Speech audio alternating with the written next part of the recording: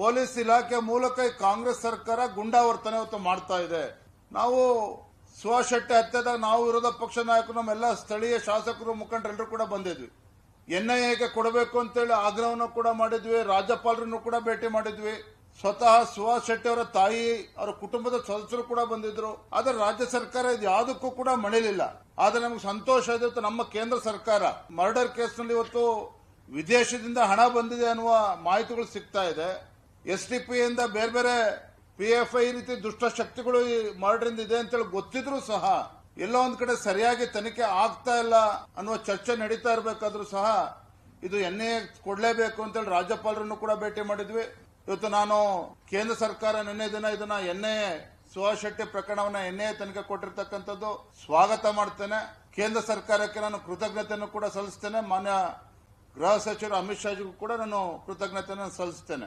ನಾವು ಭಾರತೀಯ ಜನತಾ ಪಾರ್ಟಿ ಆಗಲಿ, ಹಿಂದೂ ಕಾರ್ಯಕರ್ತರು, ಹಿಂದೂ ಸಂಘಟನೆಗಳಾಗ್ಲಿ ಕಾನೂನು ಬಾಹಿರವಾಗಿ ಯಾವುದನ್ನು ಕೂಡ ನಾವು ನಮ್ಮ ಸಂಘಟನೆಗಳು ಮಾಡತಕ್ಕಂಥ ಪ್ರಶ್ನೆನೇ ಇಲ್ಲ. ಇವತ್ತು ಕಮಿಷನರು, DC, SP ಭೇಟಿ ಮಾಡಿರ್ಬೇಕಾದ್ರೆ ಅದನ್ನೇ ನಾವು ಹೇಳಿದ್ದೇವೆ. ನಾವು ನಿಮ್ಮಿಂದ ಉಪಕಾರ ಬಯಸ್ತಾ ಇಲ್ಲ, ಯಾವುದೋ ಫೇವರ್ ಬಯಸ್ತಾ ಇಲ್ಲ.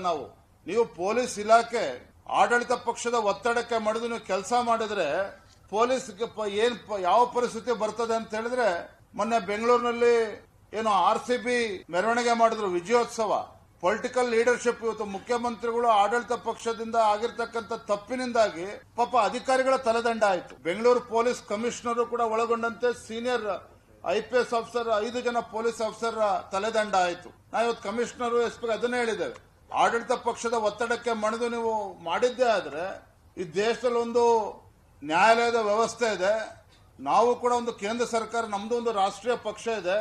ನಾನು ಬೆದರಿಕೆ ಆಗ್ತಾ ಇಲ್ಲ. ಆದ್ರೆ ಆಡಳಿತ ಪಕ್ಷದ ಒತ್ತಡಕ್ಕೆ ಮಣಿದು ನಮ್ಮ ಕಾರ್ಯಕರ್ತರಿಗೆ ಬೆದರಿಕೆ ಹಾಕ್ತಕ್ಕಂಥದ್ದನ್ನ ಬಿಡಿ. ಇಷ್ಟು ನಡೆದ್ರೂ ಕೂಡ ನಾವು ಸಮಾಧಾನದಲ್ಲಿ ಇದೀವಿ ಅಂತ ಹೇಳಿದ್ರೆ ಅದು ದೌರ್ಬಲ್ಯ ಅಂತೇಳಿ ಆಡಳಿತ ಪಕ್ಷದವರಾಗ್ಲಿ, ಪೊಲೀಸ್ ಇಲಾಖೆಯವರಾಗ್ಲಿ ಅದು ದೌರ್ಬಲ್ಯ ಅಂತವ್ರು ಅನ್ಕೊಂಡ್ರೆ ಅದು ಮುಂದೆ ಅವರೇ ಅನುಭವಿಸಬೇಕಾಗ್ತದೆ. ನಮ್ಮ ಕಾರ್ಯಕರ್ತರು ಸಮಾಧಾನದಲ್ಲಿದ್ದಾರೆ. ಇವತ್ತು ನಾವು ಅದನ್ನು ಹೇಳಿದ್ವಿ ಪೊಲೀಸ್ ಕಮಿಷನರ್ ಹತ್ರ. ಇವತ್ತು ಎರಡೂ ಕೈಯಿಂದ ಸೇರಿದ್ರೆ ಚಪ್ಪಾಳೆ ಆಗ್ತದೆ. ಕಾನೂನು ಸುವ್ಯವಸ್ಥೆ ಹದಗೆಟ್ಟಿರೋದು ನೀವೇ ಹೊಣೆಗಾರ ಅನ್ನೋದನ್ನು ಕೂಡ ನಾವು ಹೇಳಿದ್ದೇವೆ. ಆ ರೀತಿ ಪರಿಸ್ಥಿತಿ ನಿರ್ಮಾಣ ಆದ್ರೆ ಬೀದಿಗಳದ್ದು ಹೋರಾಟ ಮಾಡ್ತೇವೆ.